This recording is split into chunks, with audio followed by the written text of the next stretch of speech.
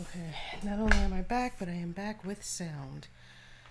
All right, so full disclosure, I have been watching Masterclass, and the specific one I'm watching now, I finished R.L. Stein.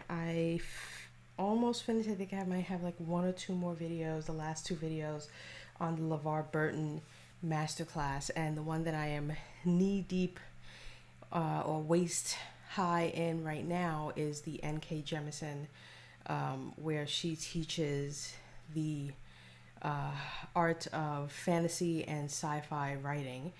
And from watching these, and I'm sure watching the others that I intend to kind of binge right through, I am getting influenced and inspiration in good ways, and it almost seems like it was meant to be for me to have taken the break that I took. Ended up taking advantage of the fact that my wife has access to or has an account with Masterclass so that I can watch these things, and that I've had the time basically to watch it and get these influences while I am about to go back into this story that I felt was seriously lacking in many ways. And now I think I've found those areas and those pockets where it was lacking. It was a lot of it was POV situations and issues. A lot of it was the actual story. I was telling the wrong story, or at least not the wrong story, but I was telling it from the wrong perspective. I wasn't taking a macro view. I was being a bit too micro too soon, and so I needed to step back, look at everything from top level and work my way down till I got to what I needed to get.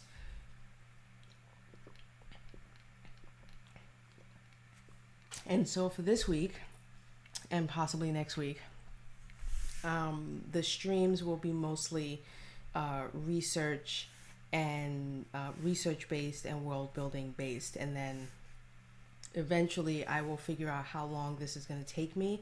I'm hoping it won't take me as long as it did the first time I did all of this research, which is all of this yellow that you see here on the left is essentially all of the research that I did prior to um, the work that I started to write, which was almost, I think I almost hit 20,000 words of the story that I wrote, which I'm probably going to end up scrapping because I don't think any of it is usable at this point. I'm going to have to rewrite a lot of it just because I'm changing the point of view. So the way that I have it written now just won't work for me to just kind of say, I'll put this chapter and put it here, and I'll take this chapter and put it there. That's not going to work.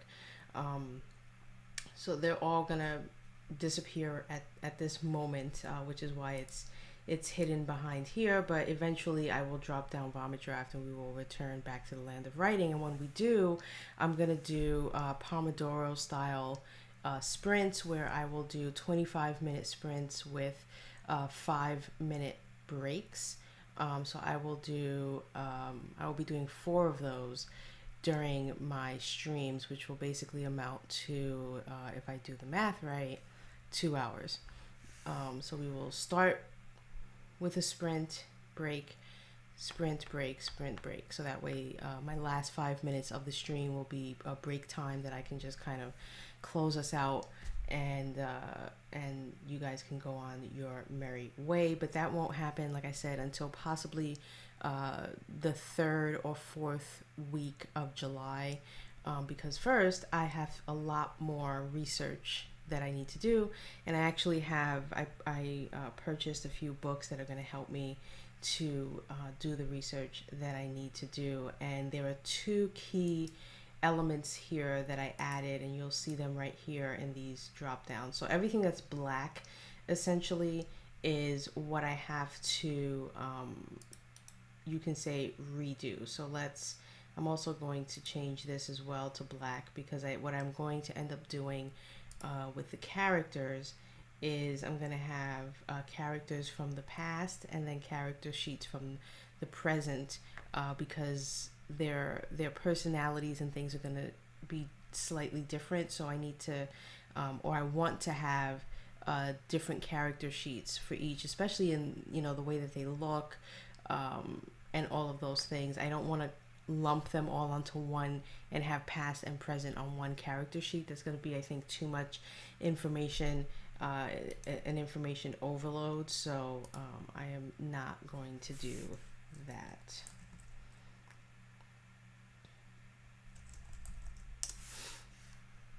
And let me actually do that right now.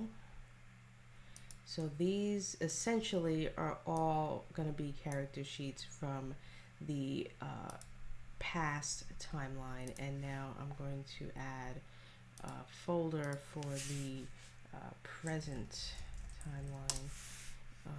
And so not all, luckily I don't have to redo all of these character sheets. There were only some that I'm gonna need to redo. Like Sid is not gonna need to get redone because he will not be in the present. In fact, if I'm not mistaken, Sid,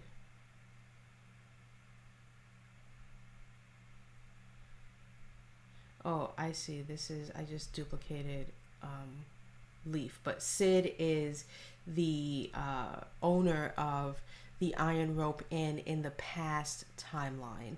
In the present timeline, Son of River is the owner of the Iron Rope Inn. So we will, across the span of the story, we will discover and encounter how Son of River ends up becoming the owner of the Iron Rope Inn, and how we end up saying so long and farewell to Sid, who is not a main character, but when he is in the scenes, they are important scenes, which is why he has a name and he's not simply just the owner of the Iron Rope Inn. You know, he's, a lot of scenes take place in the Iron Rope Inn, and he's typically there hovering around in the background, so he deserved a name. But Leafandra will be, so what I'm going to do is I'm just going to be duplicating and moving all of the duplicates into the present timeline for myself. Robin is going to be there. The stranger, who's this, she is only in the present, she's not in the past timeline at all, so gonna move her. There are gonna be some here who are going to be, let's see, Elder Cloud.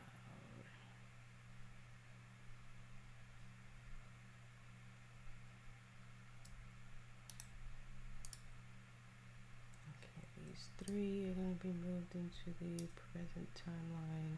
And in the present timeline, I'm not going to make a distinction between Tycor and Varish tribes, just because in the present timeline it won't be as relevant. And the reason the reader will discover is because what eventually happens is that both tribes that were once enemies will be reunited as one in order to fight a common enemy, which I have like a sharp, I need to turn the fan off that's over my head before it makes me sick.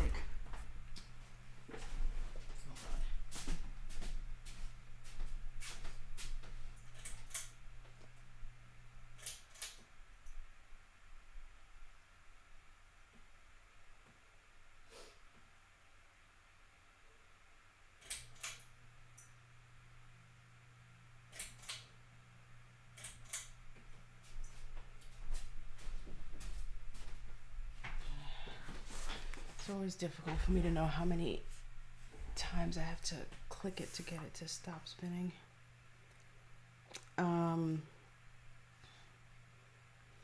Yeah, they end up uniting against a common enemy, which is the Wendigo, which we will learn about in the first book. Let's see. Now, who makes it from here? Let's come up here and look at this, I think is what I want to look at. Where did I write down who's in whose camp? It's not here. Where are my notes? Where are my notes? Are they still in my notepad?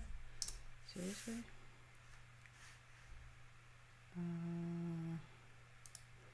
Stonehaven. I know I wrote it down somewhere.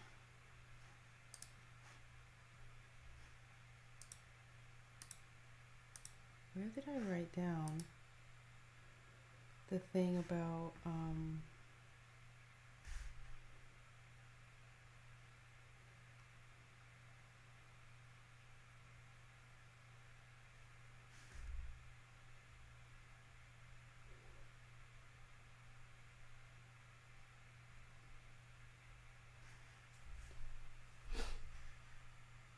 is it in the old stuff?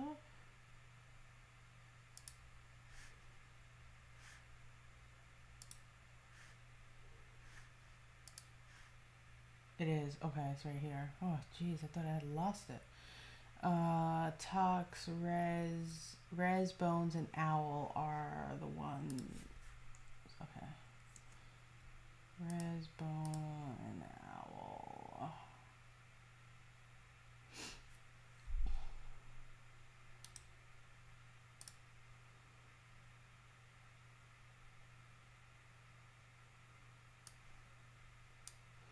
I think I'm going to take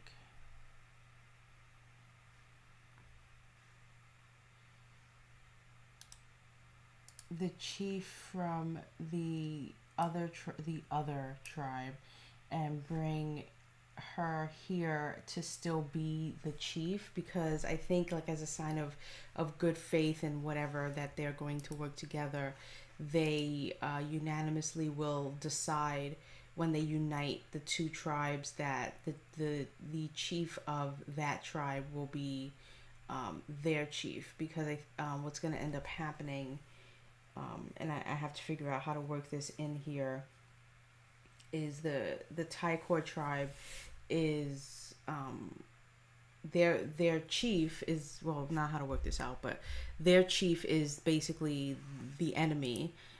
So when she is effectively killed in those moments of the war, the battle, the fighting, the death, they have to then decide who's going to be the chief when they come together and realize they have to come together, because while they defeated the person who was, in command of the creatures, which, what are the creatures that she raises?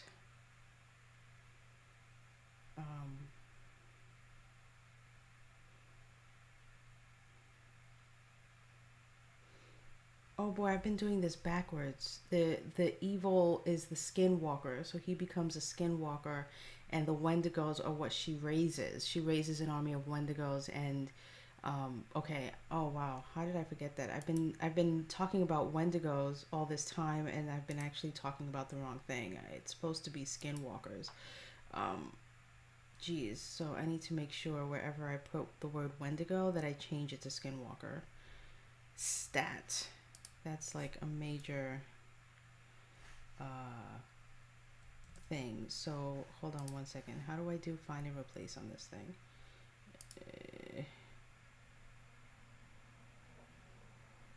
I want to search in this document here. Find Wendigo and replace it with Skinwalker. Entire document.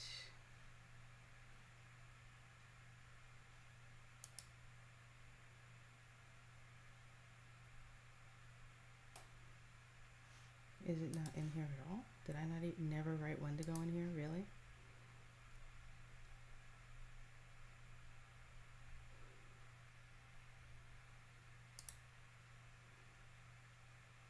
Oh, these are the beat sheet notes. What a buffoon I am. Okay.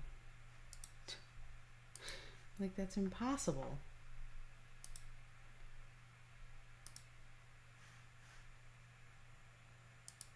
Okay, so 6 were found and they were replaced. And now let's do the same thing on this timeline.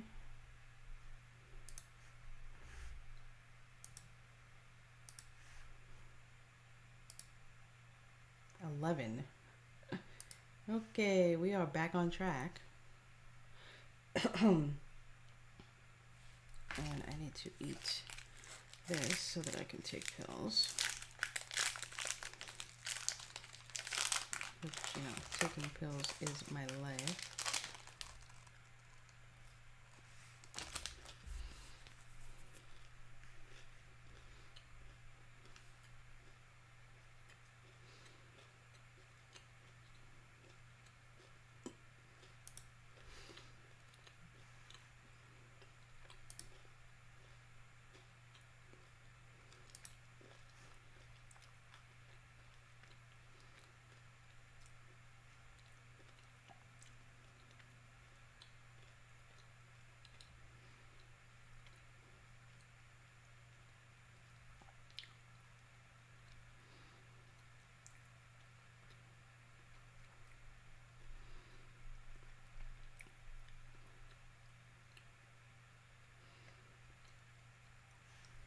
One, two, three, 4, 5, 6, 7, 8, 9, 10. Yeah, there's one character sheet missing.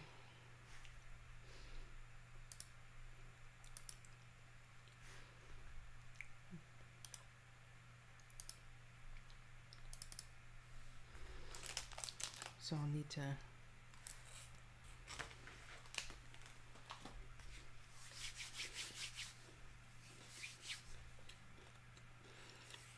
get a name. Oh, you know what?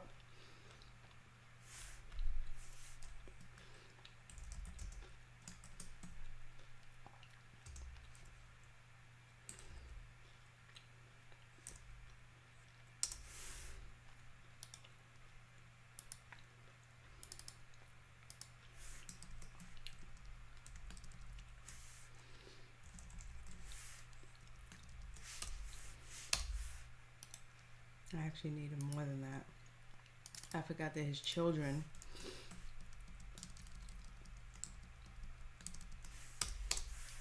need to have character sheets as well.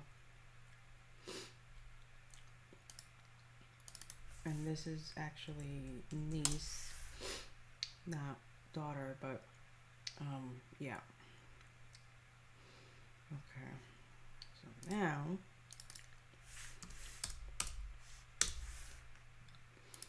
let us fix this. I really need to get a better name for Drobin. I do not like it. It doesn't sound. I don't even know where I got it from. It bothers me,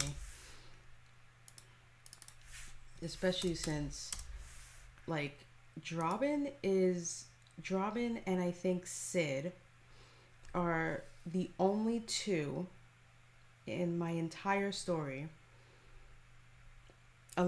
Although I think we have scenes with the king of Ebonthorn, so you could say like 2 1/4 because he's barely in any scenes. I think the king is more mentioned than actually seen or heard from directly. But anyway, Sid and Drobin are the only 2 characters in my story that you would consider, or that the PC culture and community today would consider the cishet male in my story, because everyone else is either some sort of creature or non-human but looks human being, or they are of dark skin color, because they're on the tribe. People have a darker skin complexion than those who reside and live in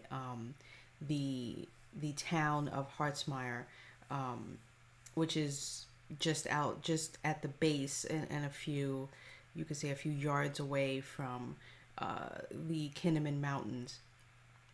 That's where that's where the Iron Rope Inn is located, in the town of Hartsmire, which is just a ways away from the shoreline, which is why they have so many foot traffic, because a lot of boats or ships will dock along that coastline, and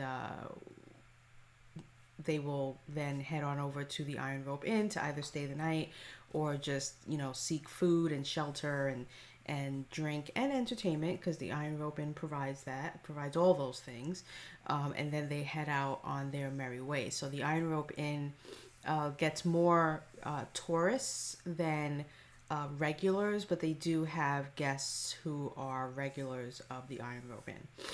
But in any event, and then you have the King's Castle and his whole shebang, which is further away. Like, he would have to travel quite a bit, even though Horsemeyer's is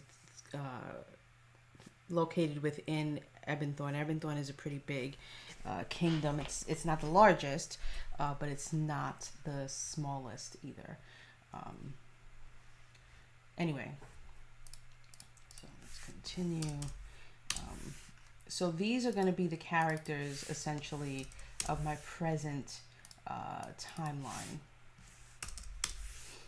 And so I'm just removing the one that it adds whenever I, duplicate stuff. Okay, and I'm going to put these in a particular order.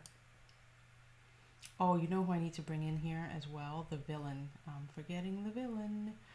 The villain is over here. Boom. Spoiler alert. But yeah. Okay, so now I think we have everybody. There might be some people in the present timeline that I may need to create character sheets from on the fly, but in terms of who from the past is still alive in the present 30 years later, these are them. So the top will be like who is literally from the past timeline coming into the present timeline, and then whoever's at the bottom are essentially those who only exist in the present timeline. So they either were born during, around the time of the present timeline, or, they're just not in any of the past timeline scenes at the time. So let's move the stranger down here, who's actually going to get a name. Don't you worry. I'm going to put Wolf just right there.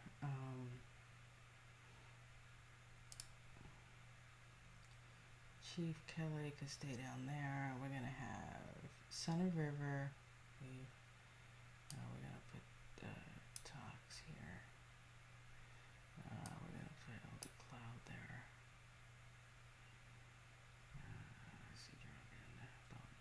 We're going to move Rez up as well. Okay, this looks like a good and decent order. So I'm not going to work on character sheets today, but eventually I will have to do all of these, redo all of them, change the ages that I have here, because I have to age them up 30 years.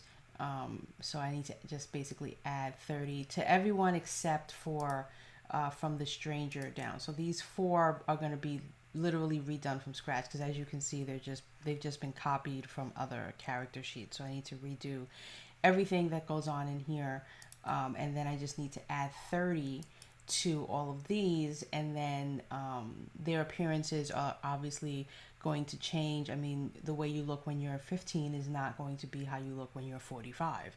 So I need to make those changes in terms of physicality, mentality, profession, and all of those things will be drastically different for probably all of them, except for maybe someone like Tox or or res who have already lived hundreds of years, so another 30 isn't going to do much in the change department.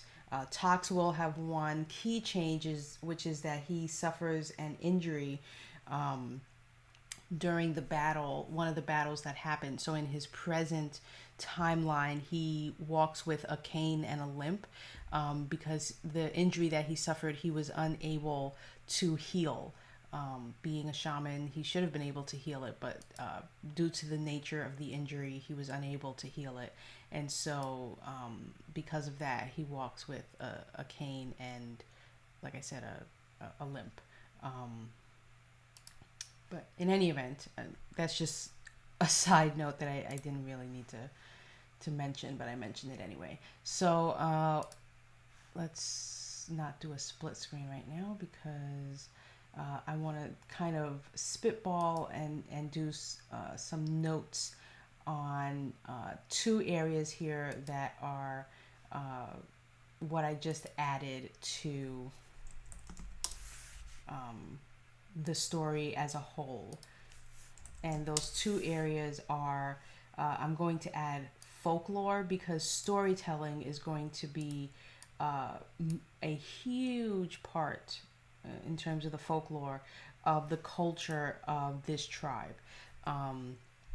This is something that I added to the past timeline, and it will be a thread throughout. And one of the things is the way that lessons are taught to the children, who then invariably become adults and active and vital and useful members of the tribe, is through storytelling and through the stories they tell about creatures and wild beasts and animals and heroes and legends who defeat these beasts and evil things by being good, upstanding people and members of the tribe.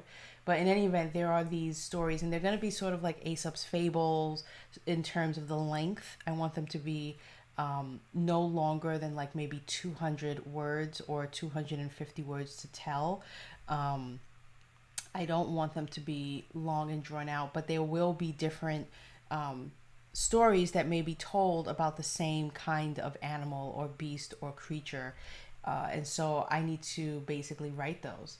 So I'm going to be writing essentially a set of, as many as I want. It's endless because in my mind I'm thinking like after I write all of these, I would love to commission someone to do a little piece of like black and white pencil sketch type of art picture for each one that I can then turn into maybe like a children's book or something like that, like a fables book, the Stonehaven fables or the Tycor tribe fables. I don't know. But any event, I need these stories, and the reason why I need them is because in the first past timeline outline, the story opens with Elder Cloud reciting a story to the children and the adults of the tribe, because they are present as well, just to show what an evening like on Kinnaman Mountain in the Tycor tribe for Son of River, who is our main character, is like. So this is actually not the first chapter in the book. It's actually the second chapter. So the first chapter, we're going to start with the present timeline and then go alternating present, past, present, past, present, past. So the first chapter of the present timeline is the first chapter of the book. The first chapter of the past timeline is the second chapter of the book.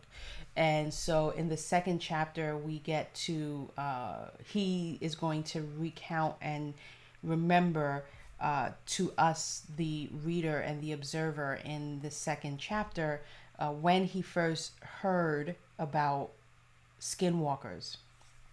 And it's going to be from a story that he hears Elder Cloud tell. Now, she, up until that day, that night that he remembers hearing about a skinwalker, she had never told a story about that, because skinwalkers are the most evil of evil and the scariest of scary.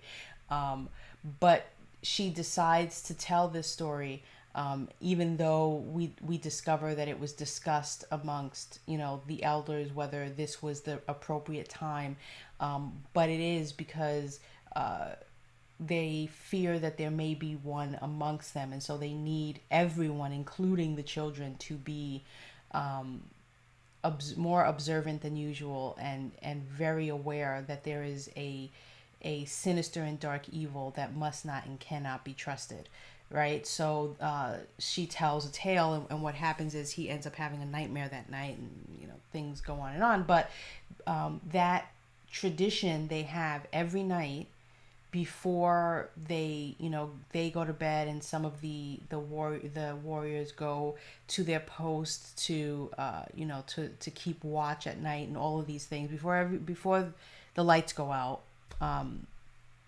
Elder Cloud tells a story, or tells a tale, and that it's a short one. It's, like I said, it's not going to be long, so it's maybe 5 to 10 minutes that they're gathered, hear the story, and then they break off to go with their families and go into the caves to then go to sleep, and the next day, and then that night they do it all over again. So I want to have a few of them, because while we're not going to be living each day and each night, so that we're not going to be doing that, there will be times when in the present timeline, Son of River will be telling a similar tale that he heard Elder Cloud tell to his own children, or because Elder Cloud is still alive, and is in the past and the present timeline, that she might tell one in the present timeline again to his children.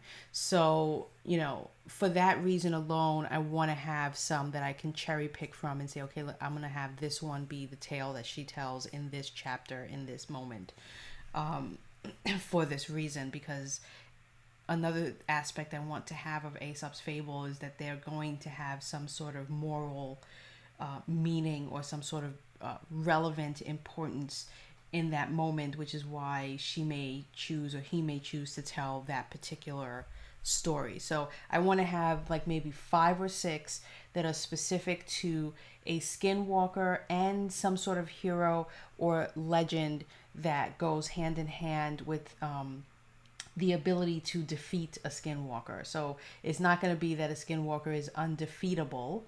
A skinwalker will be, but in the opening story that she tells in this chapter, it's going to be one where the skinwalker comes out victorious, because again, she wants to instill the absolute fear in these children that you don't want to encounter a skinwalker type of situation. But yeah, so in my notes, I'm going to put, each story should be known. And I'm going to do some practice stories and see how long it takes. And I'm going to read them out loud for me to read, because I'm saying 200, but that might only be a story that she can probably tell in like a couple of minutes. And I want the story to not be, 20 minutes to tell, but not be 2 minutes either. I want a sweet spot of like maybe somewhere between 5 and 10 minutes. So I'm thinking that I may actually need a story that's closer to 500 or 750 words.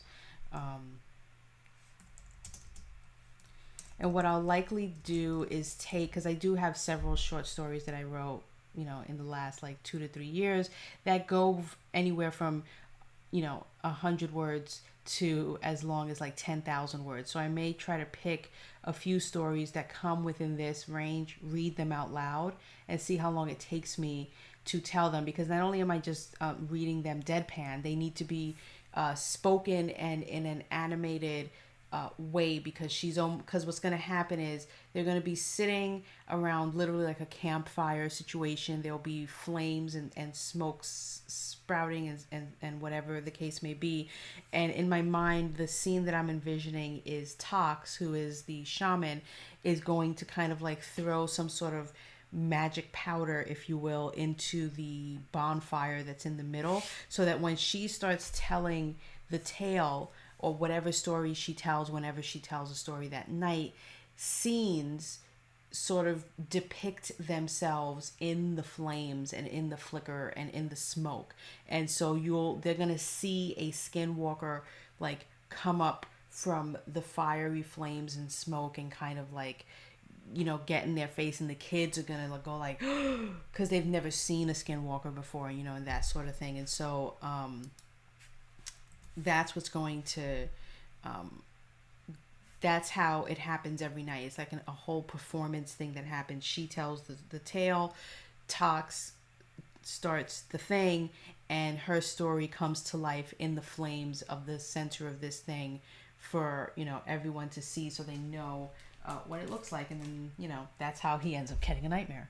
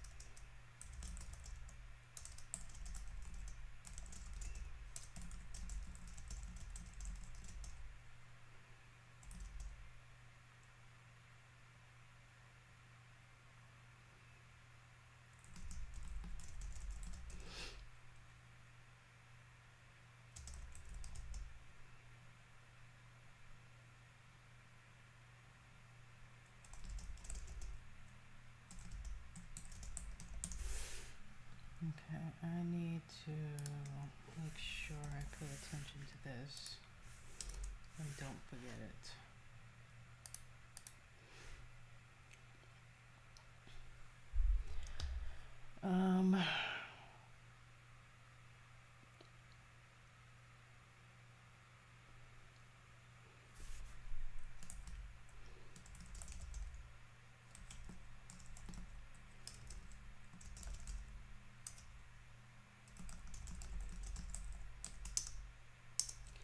Okay, so obviously skinwalkers, I want to have like, let's go crazy and say I want to have 10 stories that are just about skinwalker encounters and situations and lessons to learn about skinwalkers.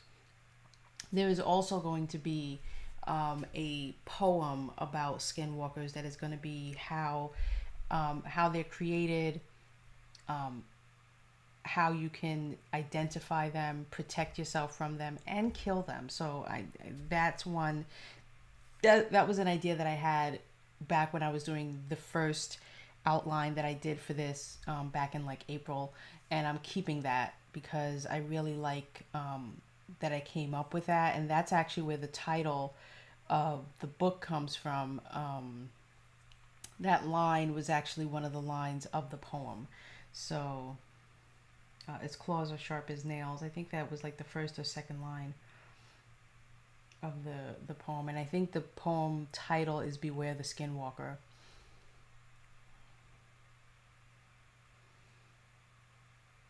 Okay, so we got Skinwalker. We're gonna have Wendigos. We don't need too many about these. We're gonna have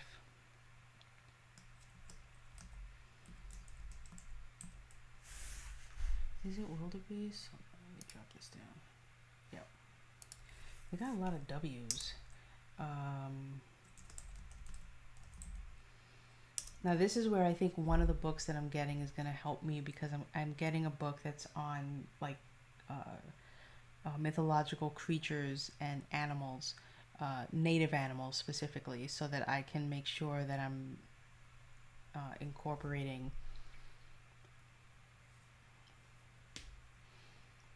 the right kind of animals, especially for this area, because they live in the mountains, right? So it can't just be any old creature or anything like that. It's got to be one that they would possibly or could possibly encounter on the mountain. And this is a huge and vast mountain. I'm trying to figure out a way for me to have a visual representation of the entire mountain. One side facing Ebonthorn, the other side facing Prador, which is on the other side of the mountain,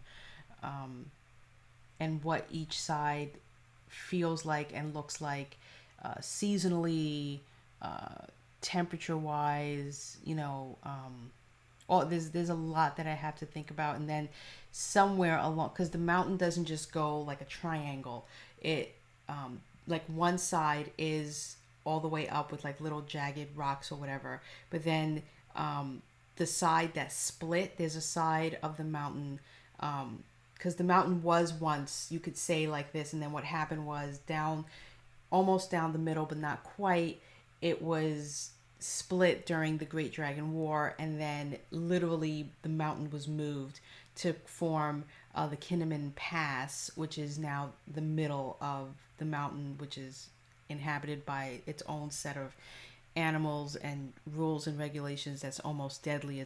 It's very difficult for human or beast to make it from one side to the other side of the Kinnaman Pass. You would do better to take the extra days that it would take to go around the base of the mountain and survive than think you're going to go through the Kinnaman Pass and survive, because you're likely not going to. It's just the terrain alone down the Kinnaman Pass is enough to kill a person, let alone anything else.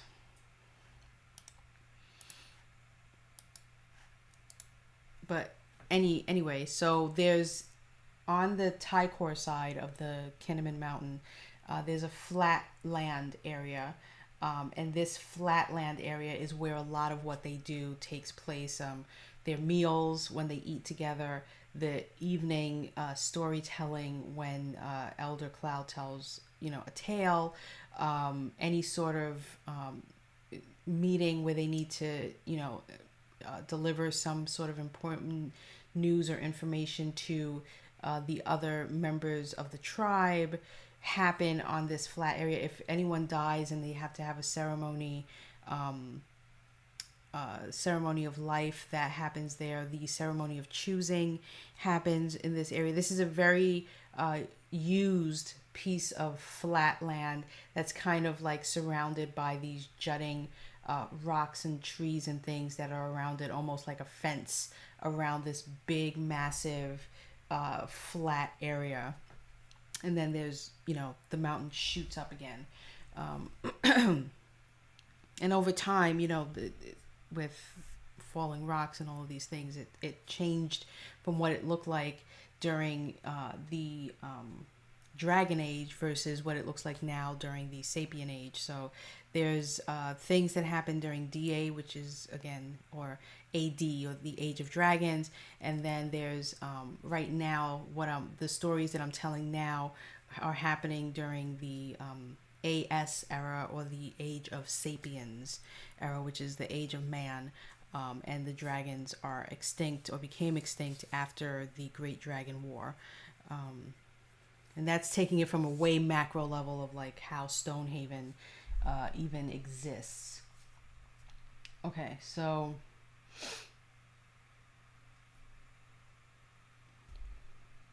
whoa, that's a silent willow on YouTube. Hello. Yeah, I'm just kind of spitballing some thoughts and things because I've been watching a lot of masterclass of. Right now, I'm knee deep in N.K. Jemison's masterclass on writing fantasy and science fiction, and it's so much information that I'm getting that I'm actually not able to binge it as quickly as I did the R.L. Stine or the LeVar Burton masterclass. I'm actually having to take it in small chunks because as soon as I watch like 2 or 3 of the classes, like I'm flooded with all these thoughts and ideas and things that I want to then implement. So it's like I have to stop and say, okay, let me absorb what I just absorbed, put down what I need to put down, and then go back and watch another 2 to 3 episodes. So this binging of the N.K. Jemisin masterclass may actually take me a full week to get through because I think I'm only like 1/4 of the way. Masterclass N.K. Jemisin, she is considered this generation's what is she? Wait, there's a famous quote about N.K. Jemisin that I don't want to say wrong. So let me go to it real quick. She is the most celebrated science fiction and fantasy writer of this generation. So you may think that person is like George R.R. Martin or Brandon Sanderson or whoever's in the sci-fi field. In fact, that person happens to be N.K. Jemisin. So if you don't know who that is, you should look up who that is, and you should read her work because she has won, I believe, 3 Hugo Awards and another plethora of awards. But this is how you spell her name if you need to know. I will type it in the chat. So that is N.K. Jemisin. She is, like I said, the most, like she is considered the penultimate in both genres, science fiction and fantasy. And there's one story, I don't know how you feel about podcasts and or audiobooks, but speaking of LeVar Burton, as I did, he has LeVar Burton Reads, and he reads short speculative fiction on his podcast. That's all he does. So for adults. And one of the stories that he read in like maybe season 6 or 7, I'm not really sure. He's already done like over 120 short stories that he's read, and he's currently in the middle of season 9 of his show.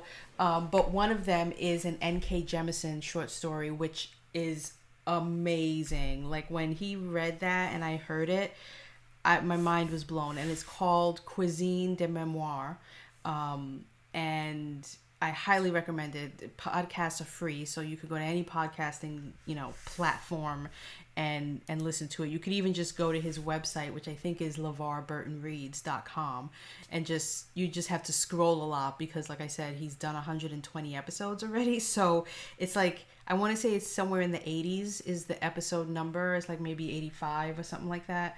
But Cuisine de Memoire by N.K. Jemisin. You might even just be able to put that in like a search field somewhere, and the LeVar Burton episode may come up, may not, I don't know. But highly recommend listening to that episode if you listen to none at all. But all of them are great. LeVar Burton is an amazing storyteller and reader of stories. I love his podcast. So, and I love that he's doing adult stories, and he's doing it because he knows that my generation, who watched him when he did Reading Rainbow back in the 80s and 90s, are now adults, and we miss him. And so he's come back for us to say, okay, I'm going to keep reading to you, and I'm going to read adult fiction to you now, which I think is like awesome. But anyway, so in watching the N.K. Jemisin stuff, I essentially am using a lot of what I'm picking up from her masterclass to implement those things in the story that I'm going to be telling. And so I'm doing 2 outlines. I don't know if you were here when I was talking about that, Silent Willow. But what I'm doing is, I'm doing more work for myself because that's my life, right? So what's going to happen is my story is going to jump back and forth between the past and the present.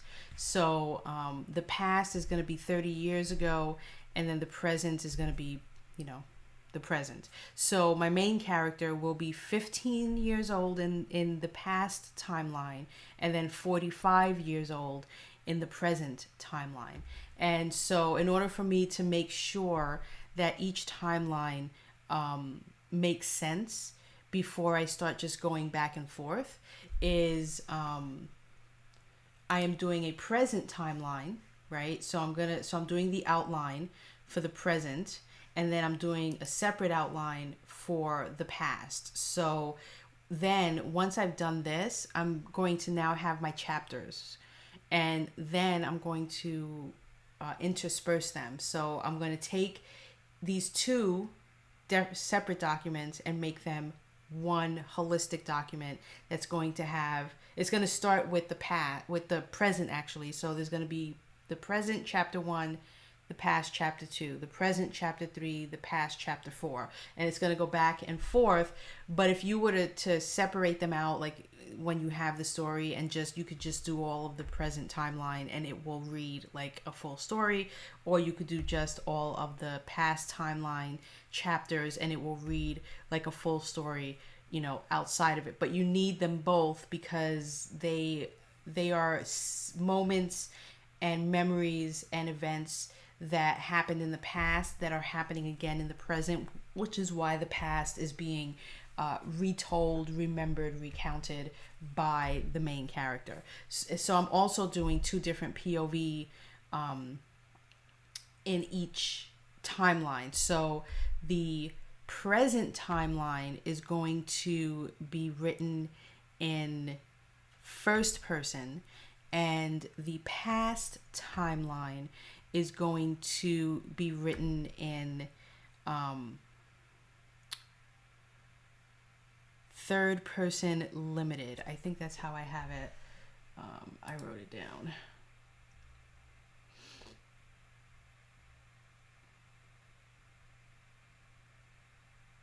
Oh no, wait, the present is third person and then the past is first person. I'm still trying to figure out if that's going to work or not, but they can't be written in the same POV because he's going to be talking about the past.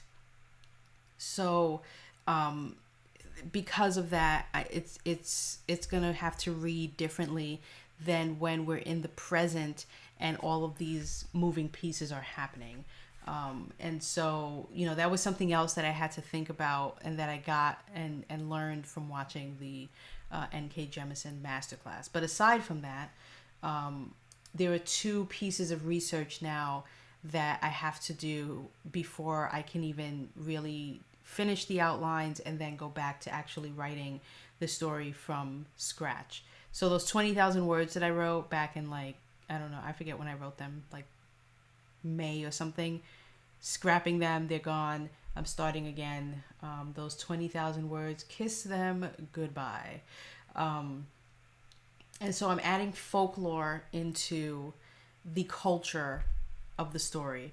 And so I need to now write several Aesop fable type stories about certain creatures and evil that the tribe leaders or the elder cloud is going to be someone who tells a story every night, and that story is supposed to either scare a child to do good, warn an adult, different things like that. Like, these stories are meant to pass on history, but they're also meant to pass on lessons about the different evil in the world and how to defeat it, or how it can defeat you if you're not careful. So it's going to involve skinwalkers or wendigos or wildebeests or wolverines, any type of creatures. So I need to not only have a list of what the creatures are, there are going to be a couple of heroes in there as well, so not every story is going to end badly for whatever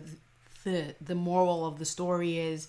But they're going to be short, they're not going to be long. I'm trying to still figure out what the word length needs to be in order for the story to at least be told, and be told in for several minutes. I don't want the story to be like a 2-minute story, because everyone really does gather around a fire. It's a whole big production that happens here every night. So I don't want it to be something where they sit down and she talks for 2 minutes and then they all go to bed.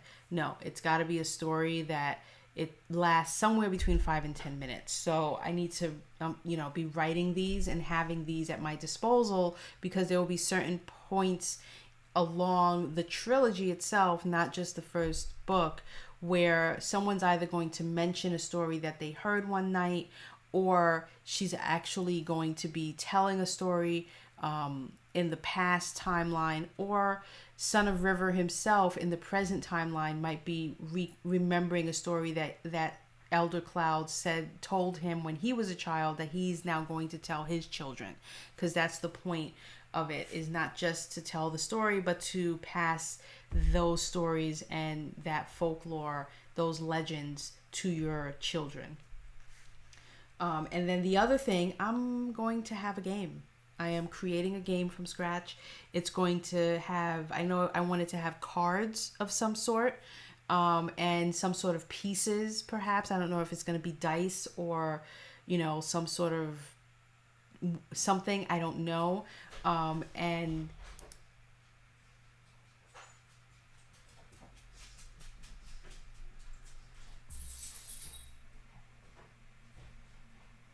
hold on one second.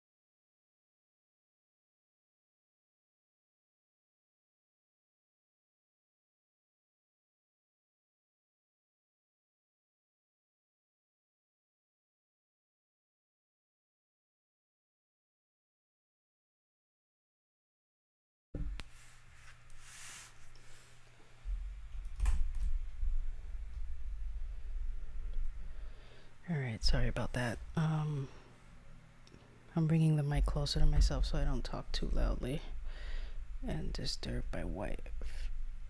Okay, so hopefully you can still hear me. So I'm going to be creating a game that will be played by both children and adults. So children will know how to play it, and adults who will take it a bit more seriously there'll probably be some sort of tournament type thing around this game. And I just want it to be something that is like a pastime. Families might play it for fun, and like I said, adults might play it for money, gambling. So I'm going to be incorporating that, and it's going to be a game that's going to be specific to the tribe, not so much specific to the town that's outside of the tribe. But when Son of River becomes the owner of the Iron Rope Inn, he's going to introduce the game, and so the game is actually going to then become something that's played by more than just people of the tribe. So I have to figure out the rules and all that stuff.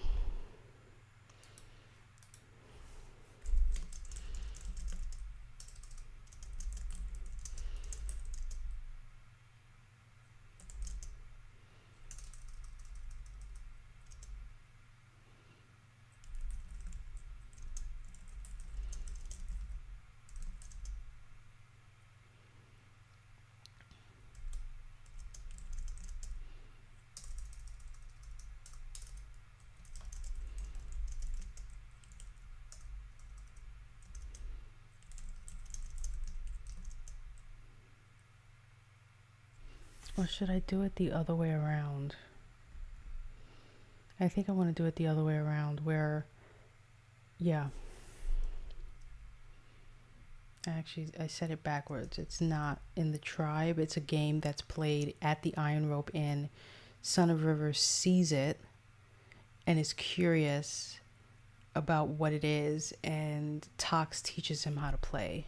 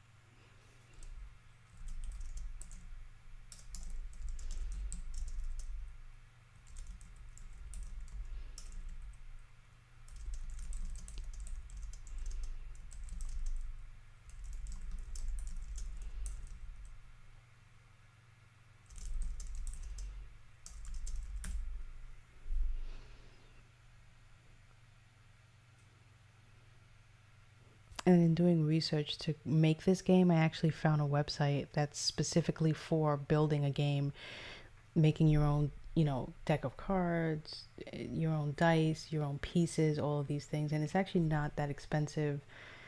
So I might eventually, once I know what the hell I'm doing for this, I might actually have it made so that I can actually have it and attempt to see how it would be played, the physical pieces of it.